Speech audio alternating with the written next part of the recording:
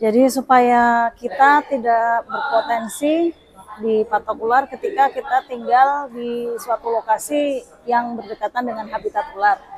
Sebaiknya mungkin teman-teman menjaga kebersihan lingkungannya. Salah satunya adalah dengan cara menghindari penumpukan barang-barang, menghindari tempat yang gelap dan lembab di sekitar rumahnya sehingga bisa dijadikan oleh ular itu untuk bersembunyi.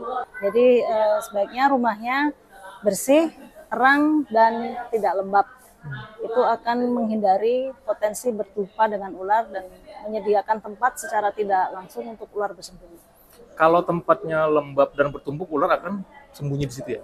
Betul, ada potensi untuk ular itu bersembunyi di tempat yang gelap, lembab, dan juga mungkin banyak tikusnya, banyak mangsanya.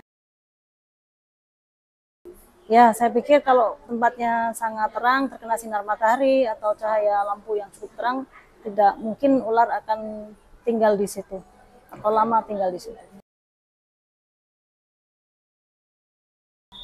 Ya, ular keras kepala.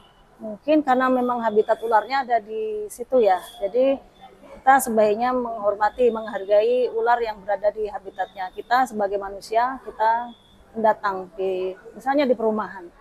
Dari dulu ular sudah ada di tempat itu, kemudian tempat itu diubah menjadi perumahan. Nah, kita yang datang dan mengganggu ularnya. Jadi sebaiknya ketika kita bertemu ular di habitatnya, ketika kita sedang glamping atau jalan-jalan di hutan, sebaiknya kita menghindari ular itu. Jangan disentuh, jangan dimain-mainkan, biarkan saja ular hidup di tempatnya. Dia akan pergi jika memang dia tidak merasa nyaman di tempat itu. Ya, sebenarnya yang membuat konflik itu adalah yang punya banyak kepentingan, yaitu manusia itu sendiri ya. Ular saya percaya dia hanya akan berusaha meneruskan hidupnya. Ketika ada gangguan dari manusia, misalnya dia akan matuk misalnya.